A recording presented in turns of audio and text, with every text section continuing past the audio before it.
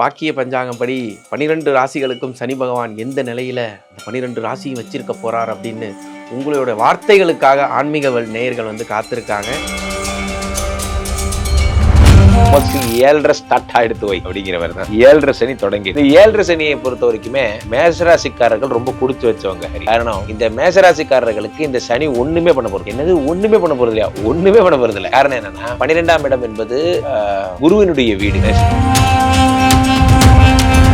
நம்ம இப்படியே போயிட்டு இருக்கமே, நம்ம எப்ப நமக்காக சொத்து சேர்த்த போறோம், நமக்காக எப்ப வாழ போறோம், நமக்குன்னு ஒரு காணி நிலம் வேண்டும் மாதிரிதான், நமக்குன்னு ஒரு இடம் இல்லாம போயிடுச்சு போன்ற எண்ணங்களா. முக்கியமா நோயாளிகள் நிறைய பேர் ஜோதிடர்கள் யார் யாருக்கோ பலன் சொல்றாங்க, ஆனா நோயாளிகளுக்கு பலன் சொல்றதே கிடையாது. ஹாஸ்பிட்டல்ல படுத்திருக்கவங்க எல்லாம் இதை கேட்டீங்கன்னா உங்க உயிர் பொழைச்சிடும், கவலைப்படாதீங்க, டாக்டர் சொல்லியிருப்பாரு ரொம்ப ஆபத்தான ஆபரேஷன், அப்படியாக்கும் அப்படியாக்கும் எல்லாம் சொல்லுவாங்க. அடுத்து 10ல இருந்து 7ஆம் பார்வையாக 4ஐ பார்க்கிறார். 4ங்கிறது என்ன? வீடு மாடு மனை உயர்கல்வி உயர்வது. அப்போ மிதுன ராசிக்காரர்கள் வாழ்க்கையுடைய அடுத்த படிநிலைக்கு போறாங்க. அடுத்ததா வருது பாருங்க, அங்கதான் இருக்கு ட்விஸ்ட். ஆன்மீக வேர்ல்ட் நேயர்களுக்கு வணக்கம். நான் விஜய் ஹரிஹரசுதன். இன்னைக்கு நம்ம கூட இருக்கிறது யாருன்னு பார்த்தீங்கன்னா, மகரிஷி பிரம்மஸ்ரீ ராம்ஜி பரமஹம்சர் அவர்கள் தான் இருக்காங்க. சார் வணக்கம். சார் வணக்கம். வணக்கம். சனி பயிற்சி வந்துருச்சு.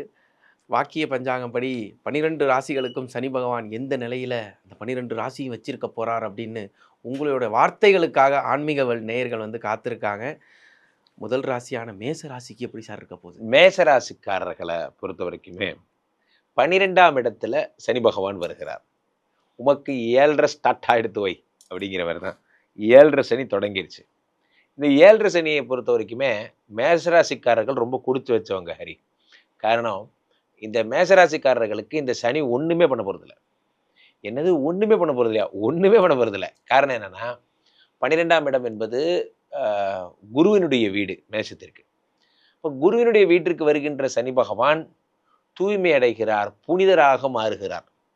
இப்போ ஒரு புனிதர் ஆயிட்டாருன்னா என்ன ஆகும் அப்படின்னா, இவர் தரும் பெரும் கஷ்டங்கள் எல்லாம் சரியாயிடும். பெரிய பெரிய ப்ராப்ளமா பண்ண வந்தவர் என்ன பண்ணார்னா, காம்ப்ரமைஸ் ஆகி ஒன்றும் பண்ணாமல் போயிடுறாரு. ஸோ அப்போ அடுத்த 2.5 வருஷமும் கூட மேஷத்தில் அவர் நீச்சமாயிடுவார். அடுத்த 2.5 வருஷம் போகும்போது நல்லது பண்ணிட்டு போகணுங்கிற ஒரு ஆஸ்பெக்டில் இப்படியாக சனி பகவான் வந்து இவர்களுக்கு பேரதிர்ஷ்டத்தை தரப்போகிறார். ரைட்டு. இப்போது இந்த சனி பயிற்சிக்கு அப்புறம் முன்னாடி எப்படி இருந்தாரு, பின்ன பிஃபோர் ஆஃப்டர் போட்டுக்கிட்டோம்னு வச்சுக்கோங்க. ஆமாம், பிஃபோர் ஆஃப்டர் போட்டுக்கிட்டிங்கன்னா, அப்போது சனி பயிற்சிக்கு முன்னாடி வரைக்கும் ரொம்ப ஜாலியாக செலவு பண்ண ஆட்கள் இவங்க. பெரும்பாலும் பிராண்டான ஆட்கள் இவங்கெல்லாம் எப்படின்னா, சும்மாவே வந்து பார்த்தீங்கன்னா ஒரு சில ஆயிரங்கள் செலவு பண்ணி செருப்பு போட்டுப்பாங்க, சில ஆயிரங்கள் செலவு பண்ணி. ஏன்னா இவங்களுக்கு வந்து அந்த பணம் வந்து எப்படின்னா பிராண்டாக இருக்கணும்னு நினைக்கக்கூடிய ஆட்கள். இவர்களுக்கு சனி பகவான் வந்து 2ஆம் இடத்தை பார்க்கும்போது அதெல்லாம் டைட் பண்ணுறாரு. எதுக்கு தேவையில்லாமல் செலவு பண்ணுற, தேவையானதுக்கு செலவு பண்ணால் போதுங்கிற மாதிரியான பொருளாதார கான்சியஸ்னஸ் உருவாக்குறார். அது மட்டும் இல்லாமல் 6ஆம் இடத்தை சனி பகவான் பார்க்கிறார். 6ஆம் இடம்னா என்னன்னா ஹரி, வீடு மாடு மனை மாதிரி. 6ஆம் இடம் என்பது ரணருண ரோக சத்ருஸ்தானம். இந்த வீட்டு கடன், வண்டி கடன், இந்த மாதிரியான எல்லா இஎம்ஐ இருக்கிற இடமே இந்த 6ஆம் இடம் தான். இந்த 6ஆம் இடத்தை சனி பகவான் பார்க்கும்போது சின்ன சின்ன லோன்லாம் க்ளோஸ் பண்ணிடுவாங்க. இந்த க்ளோஸ் பண்ணிட்டு ஒரு கடன் இல்லா பெரு வாழ்க்கைக்காக முயற்சி பண்ண ஆரம்பிப்பாங்க. முக்கியமாக அவங்களுக்கு வேலை கிடைக்க போகுது, முக்கியமாக கடன் அடைப்பதற்கான முதல் படி எடுத்து வைக்க போகிறாங்க. ஓ சூப்பர். இந்த சனிப்பயிற்சி பலன்கிறத நம்ம ஆனந்த் சார் மாதிரி தான் நினச்சிக்கணும். மேசராசிக்காரர்களுக்கு நான் ஒரு ஆனந்த் சார் மாதிரி பொருளாதார விழிப்புணர்வு தரேன் உங்களுக்கு. காரணம் என்ன அப்படின்னா, இந்த சனிப்பயிற்சினால எது நடக்குதோ நடக்கலையோ, பணம் பொருளாதாரத்தை பற்றிய ஒரு அவேர்னஸ் உங்களுக்கு வரப்போகுது. நம்ம எதுக்கு இவ்வளோ தண்டத்துக்கு செலவு பண்ணுறோம், நம்ம இந்த காசு சேமித்து வச்சா இந்த மாதம் இவ்வளோ நம்ம மிச்சம் பண்ணலாமேங்கிற எண்ணங்கள் எல்லாம் வரப்போகுது. சில பேர் எஸ்ஐபி மாதிரிலாம் போட போகிறீங்க. சிறுதுளி பெருவெள்ளம்னா அந்த மாதிரி சின்ன சின்ன விஷயங்கள்லாம் இவங்க கூட ஃபோக்கஸ் பண்ணுவாங்க. 6ஆம் இடம் கடனை ஒழிய போகிறது. அடுத்ததா 9ஆம் இடத்தை சனி பார்க்கிறார். 9ங்கிறது லக்கு. மேஷராசிக்காரர்கள் நான் என்னமோ பண்ணேன், நான் ஒரு பக்கம் வண்டி ஓட்டினா அது ஒரு பக்கம் வண்டி ஓடுதுங்கிற மாதிரி, நான் என்னமோ ஒன்று பண்ண போக அது என்னமோ ஒன்று ஆயிடுச்சு அப்படிங்கிற விஷயங்கள்லாம் ரொம்ப ஈஸியாக நடக்கும். ஷேர் மார்க்கெட்டில் இருக்கிறவங்க, அடுத்து வந்து இவங்க சும்மா தான் ஏதோ ஒன்று ஆரம்பிச்சு தான் பார்ப்போமே அப்படின்னு சொல்லி ஒரு ஸ்டார்ட் அப் பிஸ்னஸ் ஆரம்பிச்சிருப்பாங்க. அது என்னடானா மாபெரும் வெற்றி பெறும். அந்த மாதிரி மேஷராசிக்காரர்களுக்கு இந்த சனிப்பயிற்சி உண்மையிலேயே இது சனிப்பயிற்சியா குரு பயிற்சியான்னு கன்ஃபியூஷன் தான் இவங்களுக்கு இது ப்ராப்ளம்லாம் பண்ண போகிறது கிடையாது. மாறாக நிறைய நன்மை தரும். அற்புதமான வார்த்தைகள். அடுத்ததா எல்லாரும் சொல்லக்கூடிய இந்த ரிஷப ராசிக்கு இந்த சனி பயிற்சி எப்படி இருக்க போகுது? இந்த ரிஷபராசிக்காரர்களை பொறுத்த வரைக்குமே இவர்களுக்கு 11ஆம் இடமாகப்பட்ட லாபஸ்தானத்துல சனி வரார். லாபம்னா என்ன அப்படின்னா, ஒரு காரியத்தை தொடங்குறோம் அப்படின்னா அதனுடைய வெற்றி தோல்விங்கிறது எதுல தீர்மானம் ஆகுதுன்னா, அந்த பிசினஸ் லாபமா முடிஞ்சுதா ம். அடுத்து நஷ்டமா முடிஞ்சுதாங்கிறத பொறுத்து தான் அந்த பிசினஸ் வெற்றிங்கிறது முடிவாகும். 11ஆம் இடத்தில் வரக்கூடிய சனி பகவான் லாப சனியாக வருகிறார்.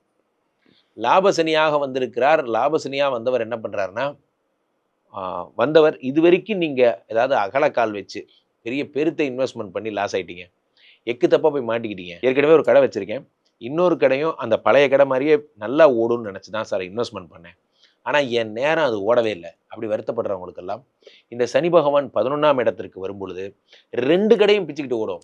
அந்த மாதிரியான பிஸியாக்கி விட்டுருவார். இரட்டை குதிரை ஓட்டுற மாதிரி ஆயிடும். 11ஆம் இடம் என்பது தூய நண்பர்கள். ஃபார் எக்ஸாம்பிள், சில பேருடைய லைஃப் வந்து பார்த்தீங்கன்னா, நம்ம ஒரு ட்ராக்ல போயிட்டு இருக்கோம், நமக்குன்னு எவனாவது ஒருத்தர் வந்து நம்மளை குழப்பி விட்டுறான். இந்த பிஸ்னஸ் பண்ணலானே, அண்ணன் இது பண்ணலானே, அது பண்ணலானே, அந்த மாதிரி குழப்பி விட்டுறான். இதனாலேயே என் லைஃப் டிஸ்டர்ப் ஆகுது, நான் பாட்டுக்கு ஒரு ரூட்ல போயிட்டு இருக்கேன், என்னை குழப்பி விடுறதுனே வராங்க. அப்போ நல்ல நண்பர்கள், விஐபி நண்பர்கள் உங்களுக்கு அறிமுகமாகுவாங்க. அடுத்து 11ஆம் இடத்து சனி 2 பார்க்கிறார். 2ஆம் இடம் என்பது தனஸ்தானம். இப்போ 11ஆம் இடத்துல இருந்து உடம்ப பார்த்த சனி பகவான் அடுத்ததாக 5ஆம் இடத்தை பார்க்கிறார். இதுல ஒரு ஸ்பெஷலே என்ன தெரியுமா ஹரி, இவங்க 5ஆம் இடம் என்பது புத்திரஸ்தானம். புத்திரஸ்தானத்தை சனி பகவான் பார்க்கிறார். குரு செய்ய வேண்டிய வேலை நியாயமா, இவர்களுக்கு குழந்தை பிராப்தியே இல்லை, ரொம்ப கஷ்டப்படுறாங்கன்னா இவர்களுக்கு குழந்தை கொடுக்கும் பணியை சனி பகவான் பண்றார். சனி கொடுத்தால் எவர் தடுப்பார், சனி கொடுக்கிறார், அதை தடுக்க ஆளே கிடையாது. சனி பகவான் 5ஆம் இடத்தை பார்த்து விட்டார். இனி யோகங்களை தருகிறார்.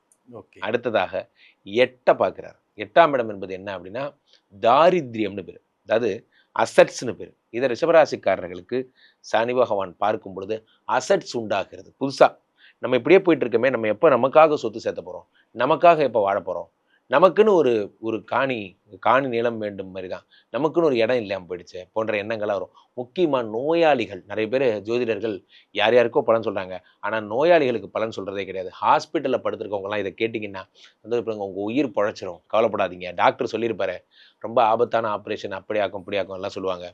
சொன்னவர் ஆஃப்டரால் ஒரு டாக்டர், அவ்வளோதான். சொன்னவர் ஒன்றும் கடவுள் கிடையாது.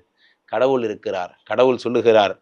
என்ன சொல்றார், சனி கொடுத்தால் எவர் தடுப்பார், 8 பார்த்துட்டார்.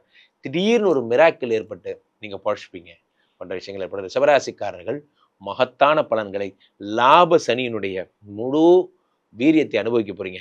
காசு, கையெல்லாம் காசு, விரலெல்லாம் பணம், பேக்கெட் எல்லாம் காசு, சந்தோஷமா இருக்க போறீங்க. அடுத்ததாக மிதுன ராசிக்கு இந்த சனி பயிற்சி எப்படி இருக்கும்? மிதுன ராசிக்காரர்களை பொறுத்த வரைக்குமே 10ஆம் இடத்துல சனி பகவான் இருக்கார். 10ஆம் இடத்துல 10லே ஒரு பாவி இருந்தால் அரசனை போல் யோகம் உண்டுன்னா 10ஆம் இடத்துல சனி பகவான். ஹரி, நீங்க சொன்னா நம்ப மாட்டீங்க, பிராண்ட் ஆக போறாங்க. பிராண்டு, மிதுனராசிக்காரர்கள் பிராண்டு. என்ன சார் பிராண்டு? என்ன தொழில் பண்றீங்களோ, நீங்க என்ன பிசினஸ் பண்றீங்களோ அதுல உங்களை அடிச்சுக்கிறதுக்கு யாரும் இல்லைங்கிற அளவுக்கு பேர் வாங்குவீங்க. அதாவது அதுல இருக்க பெரிய விஷயமே. 10ஆம் இடத்துல வந்து சனி பகவான் வர்றதும் ஒண்ணுதான், என்ன உலக புகழ் பெறுறதும் ஒண்ணுதான் தான். அப்போ மக்கள் தொடர்பு, தினசரி பொதுமக்களை சந்திக்கிற பணியில் இருக்கிறவங்க, இவர்களுக்கெல்லாம் மிக அற்புதமான நேரம் இது. களப்பணியாளர்கள் இவர்களுக்கெல்லாம் கூட டெய்லி மக்களை சந்திக்கிற பணி, அவர்களுக்கெல்லாம் மிக நல்ல அரசியல்வாதிகள், தொழிலதிபர்கள், அவங்களுக்கெல்லாம் தன்னுடைய பொசிஷன்ல மிகப்பெரிய பிரம்மாண்ட உயரத்தை அடையக்கூடிய அமைப்பெல்லாம் வரப்போகுது. அப்போ 10ஆம் இடத்து சனி 10லிருந்து 12ஐ பார்க்கிறார். 12ங்கிறது என்ன, விரயம், இந்த தண்டத்துக்கு செலவாகிறதெல்லாம் கண்ட்ரோல் பண்றாரு. அடுத்து 10லிருந்து 7ஆம் பார்வையாக 4ஐ பார்க்கிறார். 4ங்கிறது என்ன, வீடு மாடு மனை, உயர்கல்வி, உயர் பதவி. அப்போ மிதுனராசிக்காரர்கள் வாழ்க்கையுடைய அடுத்த படிநிலைக்கு போறாங்க. அடுத்ததா வருது பாருங்க, அங்கதான் இருக்கு ட்விஸ்ட். 7ஆம் இடத்தை பார்க்கிறார். இந்த 7ஆம் இடம் என்பது என்ன அப்படின்னா, 7ஆம் இடம் என்பது காதல், திருமணம். இதெல்லாம் மிதுனராசிக்காரங்க ரொம்ப நாளா கல்யாணமே ஆகலை சார், கவலையே படாதீங்க, கல்யாணம் ஆயிடும். அடுத்ததாக 7ஆம் இடம் என்பது மறுமணம். கல்யாணம் ஆயிடுச்சு சார், டைவர்ஸ் ஆயிடுச்சு சார் அப்படின்னா 2வது திருமணம் நடப்பதற்கான வழிகள் எல்லாம் இந்த சனி பகவான் உண்டு பண்ணி தருகிறார். 7ஆம் இடம் என்பது ஃபாரின், கனடா போகணும், அமெரிக்கா போகணும் போன்ற விஷயங்கள் எல்லாம், வெளிநாட்டு கனவுகள் எல்லாத்தையும் சக்சஸ் பண்றார். ஆக இந்த சனி பகவான் தருகின்ற பலன்கள் ஒன்றல்ல இரண்டல்ல. மிதுனராசிக்காரங்களுக்கு ஃபாரின் அனுப்பிடுறார், கல்யாணம் பண்ணி வச்சிடறார், உயர்கல்வி உயர் பதவியை தரார். முக்கியமா இவர்கள் எந்த பிஸ்னஸ் பண்ணாலும் அந்த பிஸ்னஸ்ல டாப்பர் ஆகிற அளவுக்கு பிராண்ட் பண்ணி விடுறாரு.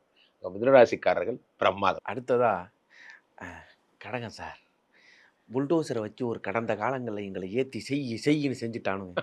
இப்போயாச்சும் சனி பகவான் எங்களை வந்து சேவை எங்களுக்கு வந்து ஒரு கருணை காட்டுவாரா அப்படின்னு நான் கேட்கல, அவங்க கேட்குறாங்க. உண்மை என்ன அப்படின்னா, கடகராசிக்காரர்களை பொறுத்த வரைக்குமே இவர்கள் எல்லாம் ஒரு சங்கம் வைத்து என்னை தேடிக்கொண்டிருக்கிறார்கள்.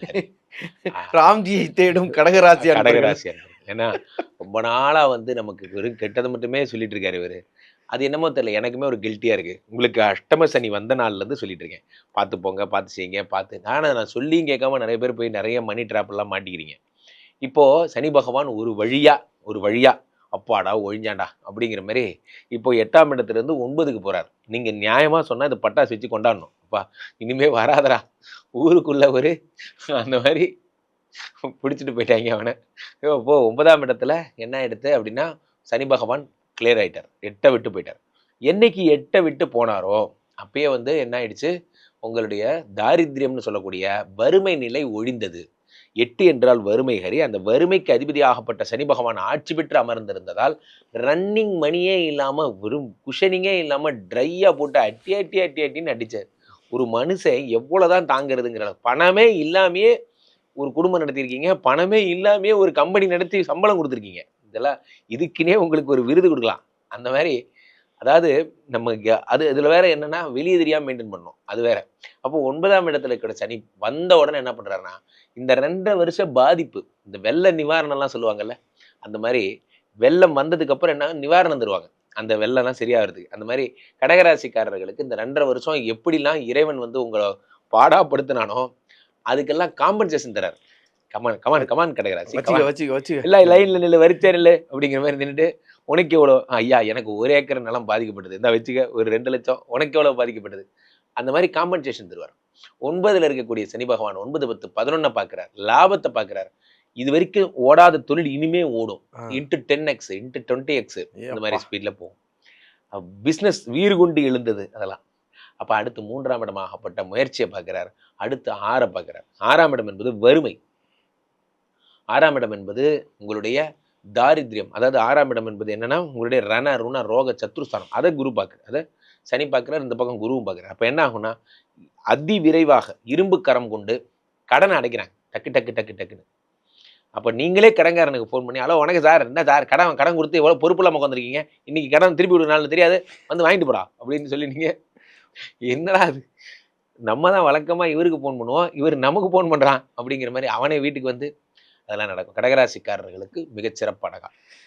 அடுத்ததா சிம்ம ராசி எப்படி இருக்க போகுது? சிம்ம ராசி ஓப்பனிங் எல்லாம் நல்லா தான் இருக்கு, ஆனா பினிச்சிங் இல்லையப்பா அப்படிங்கிற மாதிரி இந்த சிம்ம ராசிக்காரர்களுக்கு அஷ்டம சனி வருகிறது. அகப்பட்டவனுக்கு அஷ்டமத்து சரின்னு சொல்லுவாங்க. இந்த அகப்பட்டவனுக்கு அஷ்டம சரின்னா என்னன்னா, பொதுவாகவே நமக்கு அவங்களுக்கும் வாய்க்கா தகுறாரு, பொதுவாகவே நமக்கும் சனிக்கும் ஆகாது. இந்த ஆள் வேற 8ல் வந்து நமக்கு மார்க் பண்ணிட்டான். 8ல் வர்றதுங்கிறது உங்களை நோட் பண்ண மாதிரி, வாடா அப்படின்னு நோட் பண்ற மாதிரி 8ஆம் இடத்துல சனி பகவான் என்ன பண்றாரு அப்படின்னா சிம்மராசிக்காரங்களை நோட் பண்றாரு. நீ மாட்டுவ இரு அப்படிங்கிற மாதிரி. எப்படி மாட்டி விடுவாரு, நான் உங்களுக்கு ஜாலியா சொல்றேன். 8ஆம் இடத்த சனி பகவான் எப்படி உங்களை மாட்ட வைப்பாருன்னா, லஞ்சம் வாங்கினா மாட்டிப்பீங்க. 8ஆம் இட சனி பகவான் ஏதாவது ஒரு வெண்டார்கிட்ட கிஃப்ட் வாங்கினா மாட்டிப்பீங்க. ஒரு ஒரு ஒரு ப்ரோக்ராமு, ஒரு ஷூட்டிங்கு, ஏதோ ஒரு விஷயம் காரியமா ஒரு விஐபி கெஸ்ட்டை பார்க்க போறீங்க, அவர் ஏதாவது பறிச்சு கொடுத்தாருன்னா மாட்டிப்பீங்க. இருக்கிற கம்பெனியில் வேலை போயிடும். அப்போ உங்க மேல ஒரு பழிச்சொல் சொல்லுவாங்க, நீ வந்து காசு வாங்கிட்டு தான் பண்ற அப்படின்னு சொல்லுவாங்க. இந்த காசு தான் பெரிய உங்களுக்கு அவமரியாதை ஏற்படுத்த போகுது. பாயிண்ட் நம்பர் 1 திருட்டு பழி வரும். பாயிண்ட் நம்பர் 2 கொடுத்தா காசு தேவையில்லாத பொருளை யார்ட்டையும் வாங்காதீங்க. இன்னொருத்தர் பொருளை உரிமை கொண்டாடாதீங்க. எதுவும் தேவை என் வேலை நான் சம்பாத்தி எனக்கு ஒட்டினா போதும், அதில் உறுதியாக இருந்தீங்கன்னா எந்த பிரச்சனையும் கிடையாது. Point number 1. பாயிண்ட் நம்பர் 2 என்ன அப்படின்னா, இதில் ஒரு ட்விஸ்ட்டு.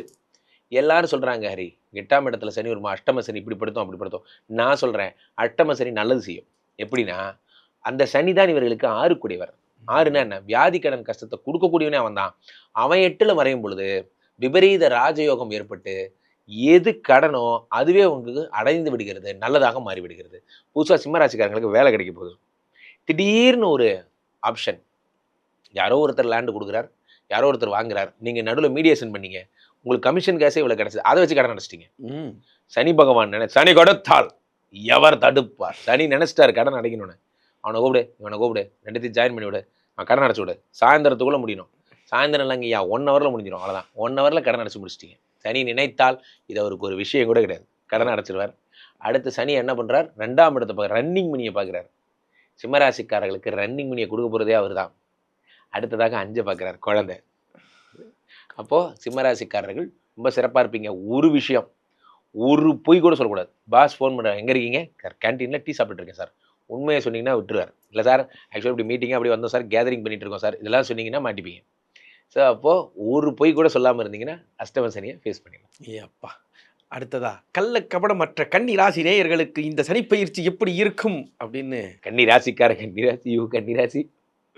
கன்னிராசிக்காரர்கள் என்றாலே நான் எப்பவுமே சிரிப்பேங்க. கன்னிராசிக்காரர்கள் அப்படின்னாலே காதலுக்கும் உங்களுக்கும் காதலிக்க நேரம் இல்லை, காதலிப்பார் யாரும் இல்லை. இதான் உங்களுக்கும் காதலுக்கு 7ஆம் பொருத்தம். அது என்னமோ தெரியல. கடைசி வரைக்கும் பிரம்மச்சாரியாவே இருக்கிறதுனால தான் உங்களுக்கு கன்னிராசினே பேர் வச்சிருக்காங்க. அப்போ இந்த கன்னிராசிக்காரர்களுக்கு 7ஆம் இடத்துல சனி வர்றார்.